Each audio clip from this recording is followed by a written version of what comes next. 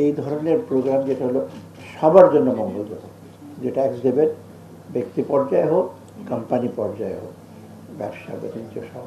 দ্বিতীয়ত যে কালেক্ট করবেন তাদের জন্য সুবিধা, সরকার পক্ষে যারা কালেক্ট করবেন, যারা অফিসার আছেন তাদের জন্য সুবিধা। যে ড্রাজারি আপনি কালেক্ট করতে গেলে কত রকম কাগজের লিখতে হয়, কত রকম, এবং পরে কিন্তু অনেক সময় থ্যাঙ্কলেস হয়। কাগজ টাগজ করে আপনি একটা ট্যাক্স ডিটারমিন করলেন, ট্যাক্স শেষগুলো ওই যিনি দেবেন অনেক সময় নষ্ট করে ব্যয় করে বলে দিলাম একটা, ওই ব্যাটাতে আমাদের অনেক দিন ঘোরালো, 10-12 বার যেতে হলো, এটা খুব একটা থ্যাঙ্কলেস হয়ে যায়। মানে আপনার যদি বাহাবাটা পাওয়ার সেটা পান।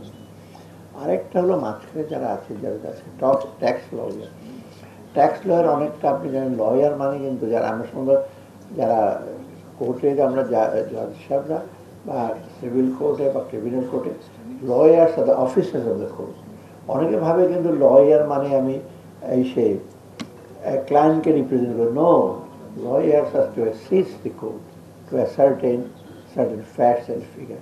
সেরকম আপনার ট্যাক্স লয়ারের কিন্তু আজকে যেটা বেশিরভাগ সময় আপনার করেন, কারণ আমি আমার ট্যাক্স যাই হোক টাকা পয়সা কম ট্যাক্স দিতে হয়তো প্রত্যেক বছর আমি যেতে যেতে পারি না, একজনকে দিয়ে দিই আর কি, সে মাঝে মাঝে দয়া করে আমার কাছে নেয় না। আমি তো অ্যাটলিস্ট তুমি 1000-5 টাকা স্যার আপনার কাছে টাকা নেবো না, 1 টাকাও।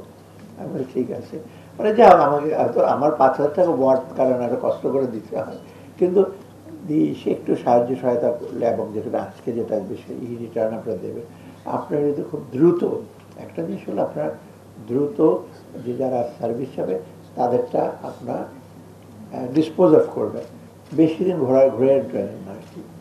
আর কারণ হয় কি আছে না, আমাকে কথা দেয় রসগোল্লা মাথার উপরে দিলে খারাপ, এটা প্লেটে দিতে হবে, মাথার মধ্যে যদি খা বেড়াতুই রসগোল্লা মাথার মধ্যে দিয়ে দিল।